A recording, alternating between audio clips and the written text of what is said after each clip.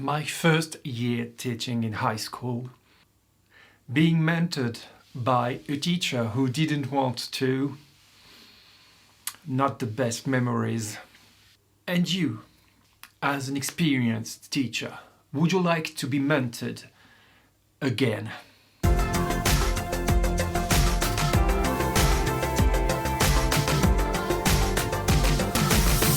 Hi, my name is Nicholas and I am a happy teacher. I've been away for a while. I've got really good reasons, nothing serious, nothing bad. I will explain, but later. For about a year now, I've been a member of the Edu Reading Group. Each month we read an article from the Research in Education and we discuss it using different platforms such as Twitter, Flipgrid or Kami. Our chef d'orchestre is Stephen Colber. He's an English teacher in Australia. Many thanks to him. This month's article is Next Generation Mentoring Supporting Teachers Beyond Induction by Sherry Bressman, Jeffrey S. Winter and Sarah Efrat Efron. This article is about mentoring experienced educators and what benefits they could get from it. Methods. The researchers interviewed 20 classroom teachers using a,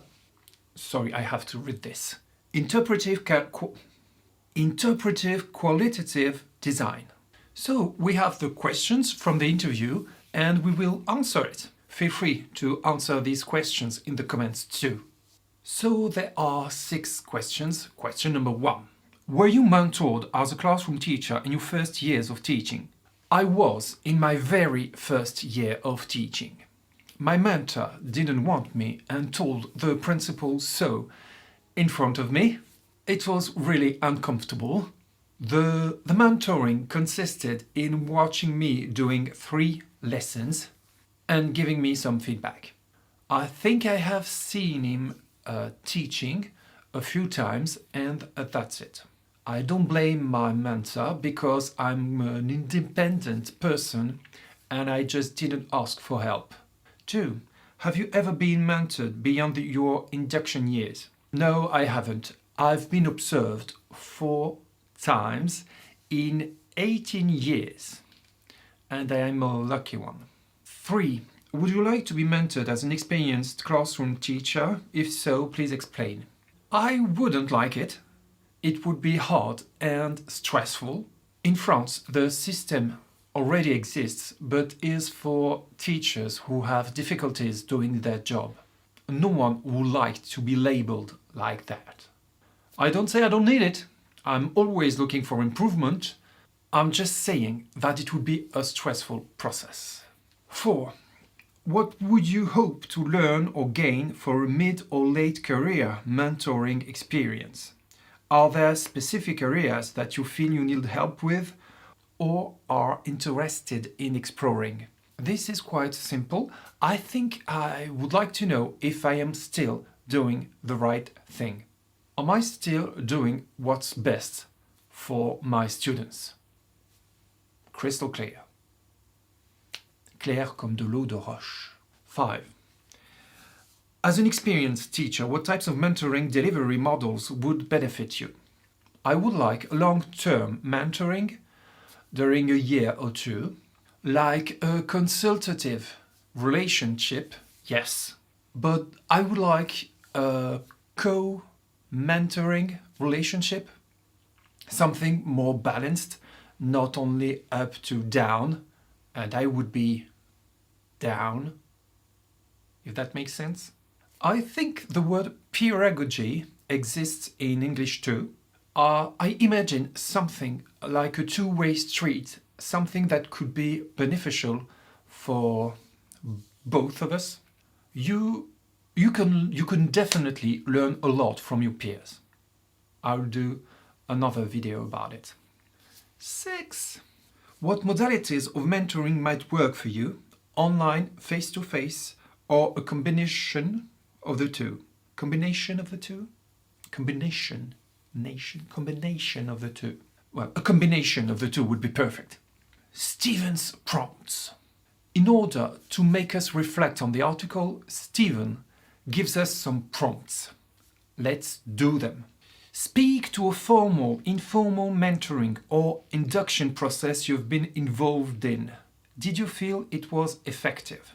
Not really, to be honest. It was, of course, 18 years ago, but was it effective? No. I have learned more from my students than I did from my mentor. It wasn't useless, but we had such a distant relationship that it didn't help at all. Recently, I've been working with a French colleague, and there's been something going on. We have great conversations about pedagogy, and it's something rather scarce in France, I think. So it's the first time for me, and it's really beneficial. Second prompt. What career phase most connects with you, and what stage are you actually at?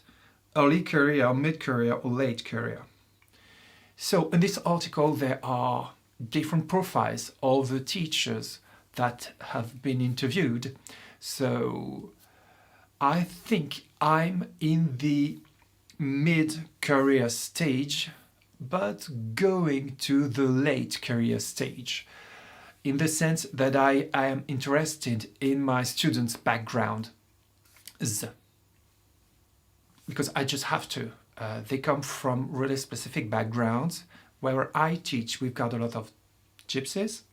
We've got students that come from not an orphanage, but child care unity for children that can't live with their parents anymore for different reasons. But so that you know, I'm not even in the middle of my career. I've been a teacher for 18 years now, and I have to work until 42 years before retirement, and it is something that is correct now, but in 10 years maybe I will have to work later. The third question was about answering the interview questions, so I did it. Well done. My key takeaways from the article. Ideas I would take away from this article is that mentorship can be another way to do professional development, even for experienced teacher. All the more it could prevent you from quitting, which is a real worldwide problem. I've never thought about it that way, that it could prevent from quitting. In France, there's something specific. If you don't know it, we have to pass a competitive exam to be a teacher. So it is something you have to be really involved to be a teacher. You can't just do it and pass the competitive exam. Sometimes it's more competitive to be a teacher than it is to be a doctor. So you invest a lot in the process, and quitting is not something that you do really easily, because all these hard efforts would be kind of worthless if you quit whenever you want to. The authors of the article have 5 recommendations for school. I will read them now. Schools could offer short-term, non-judgmental mentoring opportunities. Non-judgmental, that's the key word. Schools could capitalize on training of current mentors. Yes, I've been a mentor once for a trainer teacher. She was a first-year teacher. For a first-year teacher, she was lovely, and it went really well. So this experience could be used to be mentoring maybe experienced teacher. Schools could provide time for teachers to build trusting relationships around shared interests and create critical friends, mentoring opportunities. Yes. Relationships, 100% yes. Because without trust, you don't listen to any feedback if you don't trust your partner, and I would say partner rather than mentor in this case. So definitely yes. They could use professional learning communities, teacher to teacher observations, peer mentoring, co-teaching. I like this idea a lot. And I want to share my experience with you. I truly believe that we should open our classroom doors and share with our peers, even though it scares the hell out of me. And I will do it this year again. I've done it 2 years ago, and this year I'm going to open the doors of my classroom to a science teacher who is interested in cognitive science. But I'll talk about it. I'll talk to you about how I will show you later on. Schools could promote the use of videos and other emerging technologies to facilitate mentoring. Sure. And I guess that's it. Don't forget that in education, context is key.